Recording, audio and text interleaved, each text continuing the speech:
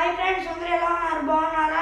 అందరూ బాగున్నారు అనుకుంటున్నాను. మరి ఈరోజు దేవుని వాగ్దానంతో నేను మీ ముందుకు వచ్చాను. ఈరోజు దేవుని వాగ్దానము కీర్తన గ్రంథము 145వ అధ్యాయము 19వ వచనం. తన యందు భయభక్తులు గల వారి కోరిక ఆయన నెరవేర్చును, వారి మొర్ర ఆలకించి వారిని రక్షించును. ఇది ఫ్రెండ్స్ ఈరోజు దేవుని వాగ్దానము. మరి ఈరోజు దేవుని వాగ్దానం వారి దేవుడు ఏం చేస్తున్నాడంటే తన యందు భయభక్తులు గల వారి కోరిక నెరవేరుస్తాడంట. అలాగే మరి వారి ప్రార్థనను, వారి మొర ఆలకించి వారిని రక్షించి, వారు ఎవరి కొరకైతే ప్రార్థన చేస్తున్నారో వారిని రక్షించి ప్రభు చూపిస్తానని ఈరోజు దేవుని వాగ్దానం ద్వారా ఇప్పుడు సెలవిస్తాను అనమాట. మరి ఫ్రెండ్స్ ఈరోజు దేవుని వాగ్దానము. మరి ఈరోజు దేవుని వాగ్దానం ద్వారా మరి దేవుడు ఏం చేస్తున్నాడంటే మరి ఆయన యందు భయభక్తులు గల వారి కోరిక అంటే విజ్ఞాపన ఆయన ఆలకించి నెరవేరుస్తాడనమాట. అలాగే వారి మొర్ర ఆలకించి వారిని రక్షించి వారు ఎవరి కొరకు అయితే ప్రార్థన చేస్తున్నారో వారిని రక్షిస్తాడనమాట. దేని విషయంలో కాకండి, దేవుడు మీ విజ్ఞాపనను ఆలకించి మీ విజ్ఞాపనని దేవుడు తన ఇష్టానుసారంగా నెరవేర్చుకుంటామని సెలవిస్తున్నాడు.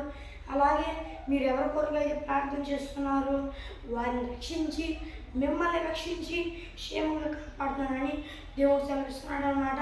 అయితే ఇది జరగాలంటే మీరు ఆయన ఇష్టానుసారంగా బ్రతుకుతూ ఆయన యందు భయభక్తులు కలిగి ఉండాలన్నమాట.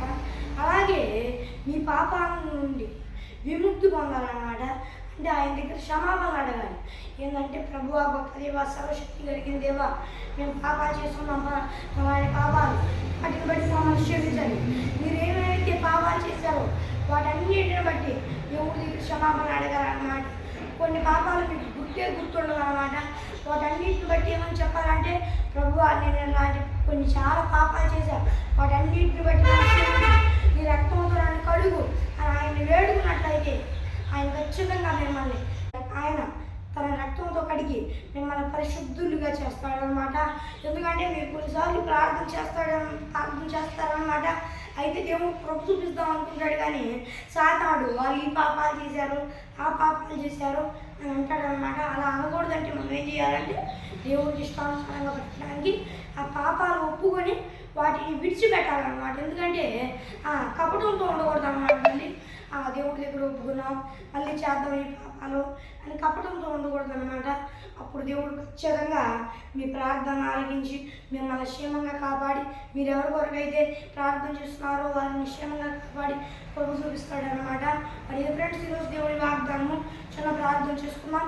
పరలోకమందున యేసయ్యా, ఈరోజు దేవుని వాగ్దానం వారిని వాక్యం వారిని మాతో మాట్లాడి ఉన్నావు ప్రభువా. నాయనా యేసయ్యా, మా విజ్ఞాపనలను ఆలకించి నీ ఇష్టానుసారంగా మార్చుకొని నెరవేరుస్తామని సెలవిచ్చి ఉన్నావు దేవా.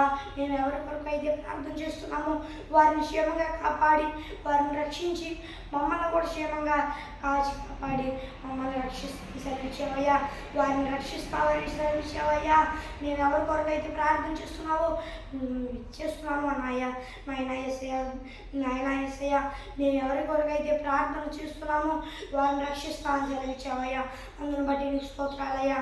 ఈ వాగ్దానం వాళ్ళు ఎవరైనా నేను నమ్ముకోకపోతే నేను నమ్ముకున్నట్లు నీకు ప్రభు చూపించయ్యా. దేవాని దేవుని అయినా నిన్ను వాళ్ళు తెలుసుకున్నట్లు సహాయం చేయయ్యా. దేవా, లేకపోతే నరకాగ్ని గుండానికి వెళ్తారయ్యా. అట్లా నరకానికి వెళ్ళకుండా నరకాగ్ని గుండానికి వారు వెళ్ళకుండా పరలోక రాజ్యం చేరుకునే కృపను పొందుకోవాలయ్యా. వారు జీవించి ఆ తర్వాత పరలోక రాజ్యం చేరుకున్నా దేవా, వారు నేను నమ్ముకోవాలన్నా నీకు ప్రభు చూపించయ్యా. చూపిస్తున్నాను ఈ వేడుకొచ్చున్నాము మా ప్రియలో తండ్రి. మరి ఇది ఫ్రెండ్స్ ఈరోజు దేవుని వాగ్దానము. మరి ఈ వీడియో నచ్చితే ఈ వీడియో లైక్ చేయండి, షేర్ చేయండి, ఈ ఛానల్ సబ్స్క్రైబ్ చేసుకోండి. మీరు ఎవరైనా యేసు ప్రభువు నమ్ముకోకపోతే ఆయన నమ్ముకోండి. లేకపోతే నరకాగ్ని గుండానికి వెళ్తారు. అలా వెళ్ళకూడదంటే మీరు ఆయన నమ్ముకున్నట్లయితే ఆయన మిమ్మల్ని క్షేమంగా కాచి కాపాడుతాడు. మిమ్మల్ని పరలోక రాజ్యం చేర్చుకుంటాడు. మీరు జీవించిన తర్వాత మీరు ఆయన దగ్గరికి వెళ్తారు. లేకపోతే నరకాగ్ని గుండానికి వెళ్తారు. అలా వెళ్ళకుండా పరలోక రాజ్యం వెళ్ళాలంటే ఆయన నమ్ముకోండి. మరి ఇది ఫ్రెండ్స్ ఈరోజు దేవుని వాగ్దానము. మరి ఒక దేవుని వాగ్దానంతో మళ్ళీ కలుద్దాం. అందువరకు దేవుని కృప ఆశీస్సులు మనందరికీ తోడేంటి నడిపించును గాక. ఆమేన్. Praise the lord.